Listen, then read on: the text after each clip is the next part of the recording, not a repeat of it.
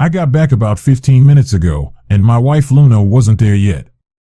She usually gets home before me and is already cooking dinner when I get there, even though she's been working a few hours later several days a week. I grabbed a beer and was going to call her about dinner. I got a call on my cell phone.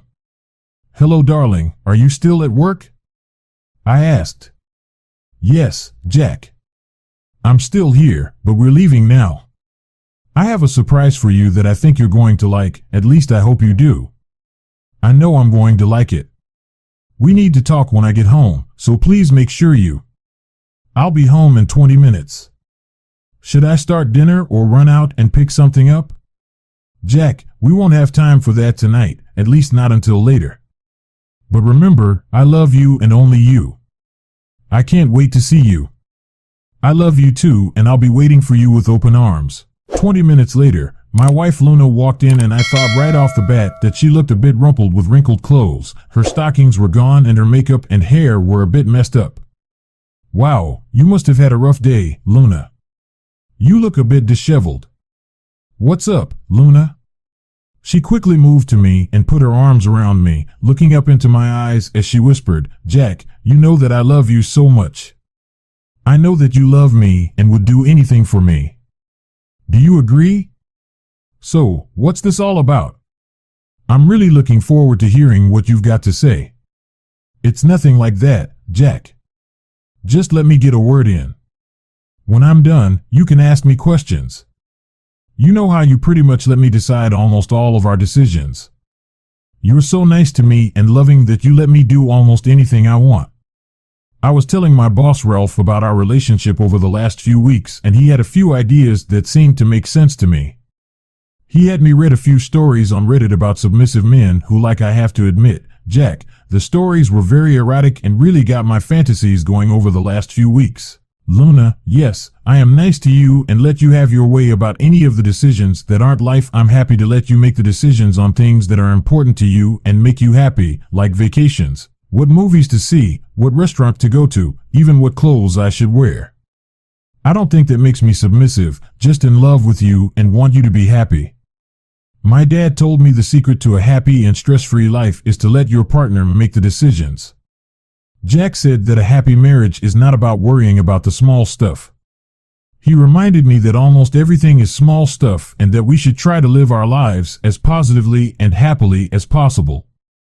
I still think my boss was right when I compare you to him. He is dominant and powerful and takes what he wants. People are afraid of his strong personality and do what he decides, not the other way around. He explained to me that he is an alpha male and dominant at the top of the pecking order. People like you, although they are loving and nice, are more beta males and like to be dominated and submissive. They may not know it yet, but it's there waiting to come out. I think that is some third-degree pop psychology, and I totally disagree, but where are you headed with this?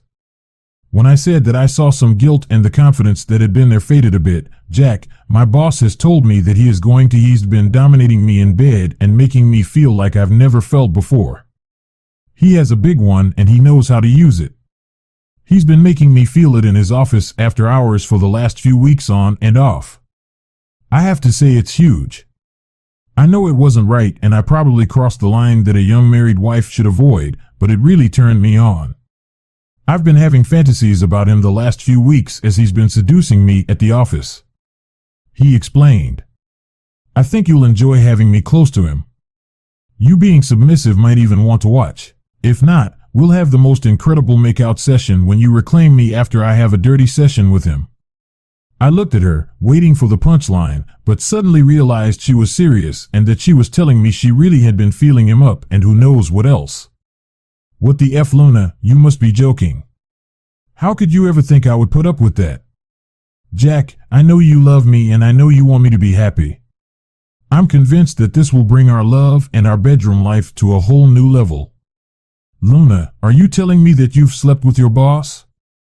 What on earth have you been doing? Luna, oh no, Jack. I would never cheat on you. You already have. You've been having naughty conversations with Ralph and you've already told. Have you touched his penis? Have you had sex with him? No, not yet.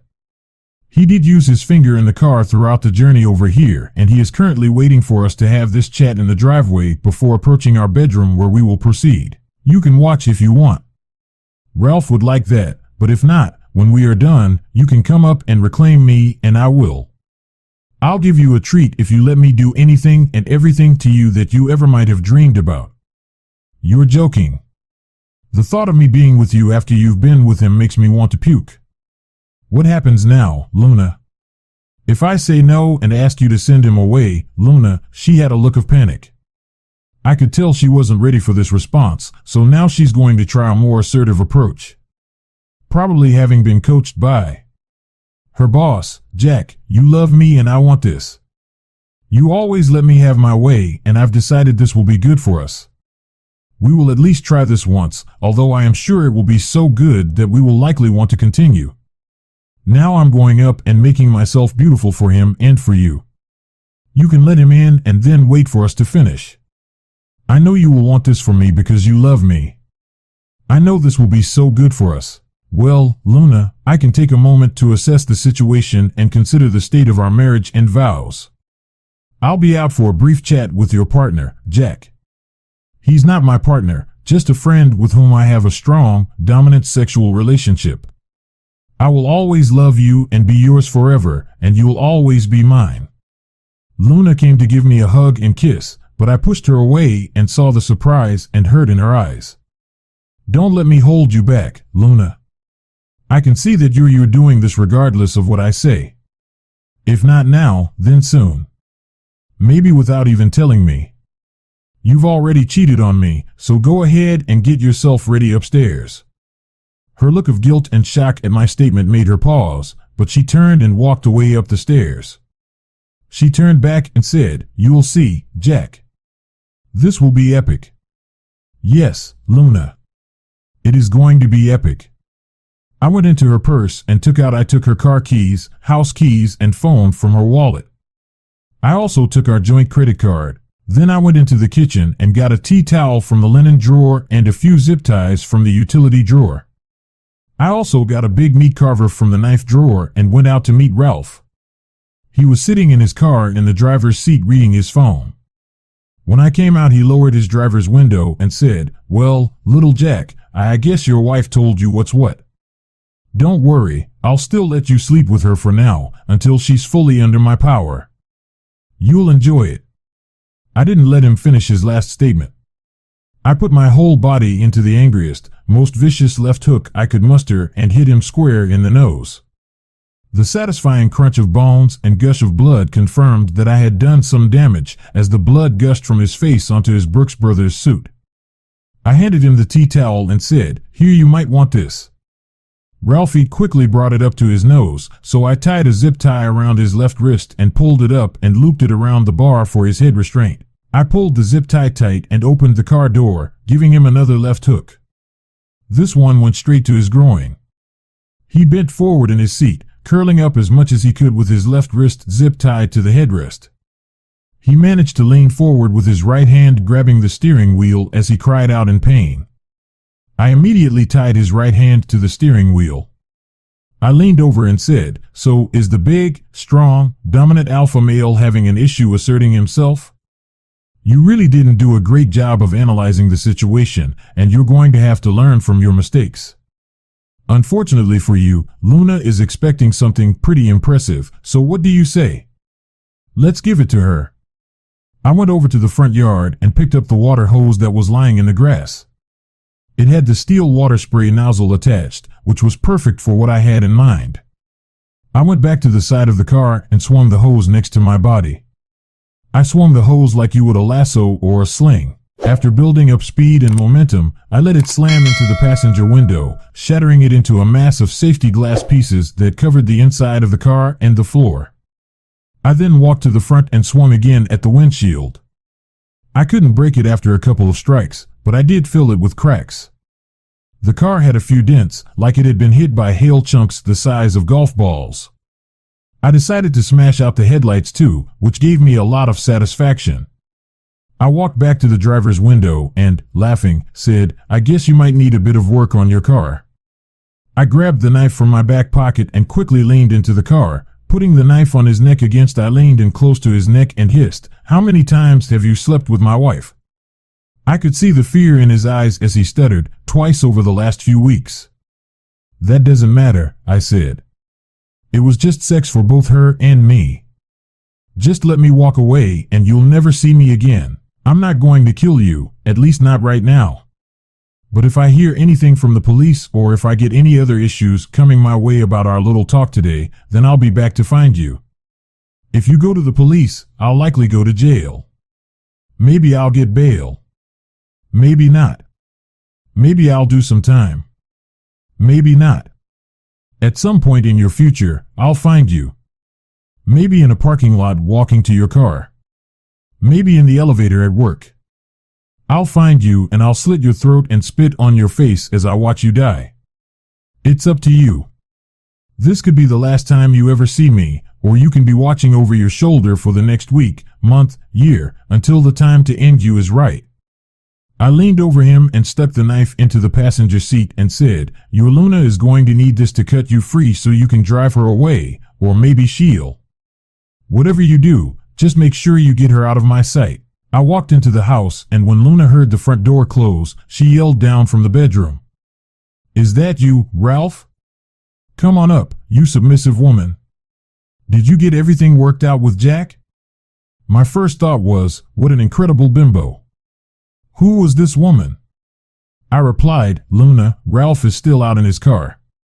He wants you to come out and talk. I think you might be having second thoughts." A minute later, Luna came down, no doubt wearing a bikini I had bought her underneath the robe she had thrown on. "Luna, did you assure him things were okay? It'll make us stronger, I'm sure." "I already feel stronger," she said, smiling, and walked out the front door. I locked it behind her. I went to the garage and removed the lock for the garage door opener. It was then that I heard her screams. "What have you done, Jack? Come out here and fix this." I ignored her request and went up to the bedroom. I pulled out one of our carry. I grabbed a few clothes from her underwear, bra and socks drawers, along with some t-shirts. I took some clothes from her closet and put them in the suitcase. Then I went into the master bathroom and put as many of her cosmetics, combs, brushes, and perfume as I could in the suitcase. I went back to the closet and grabbed a pair of her tennis shoes too. I walked to the spare bedroom at the front of the house and opened the window. I yelled, "Luna, here, you might need this," and tossed the suitcase out onto the driveway. I could only hope some of the perfume bottles had broken, but whatever. It wasn't my problem. I then hurled the tennis shoes, aiming for her head. She managed to duck both of my throws. She looked up at me with tears in her eyes and said, "Jack, please, what are you doing? Jack, what are you doing? I thought you wanted this." "I'm sorry, I didn't mean to upset you or hurt you. I can't believe how cruel and vicious you've been to Ralph. He's my boss. Please, Jack, let me in and we can talk this through."